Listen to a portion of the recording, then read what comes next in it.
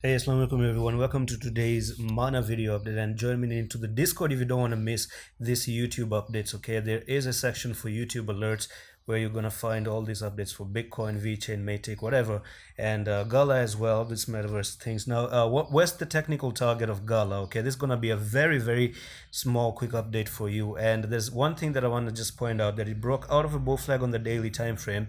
So for me, Mana is looking to go in a technical target or from there to there.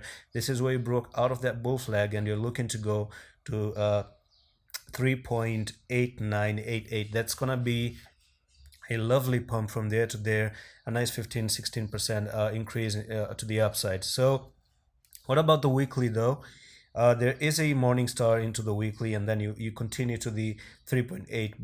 But is it gonna stop there? It depends, because there is a little bit of a issue right there. This is gonna be your resistance line right there. But you can still ride the waves up till $3.8 from the current price of the $3.33 as well. And that's it. Very quick update just for you, and I'm gonna see you in the next one. Allah Hafiz.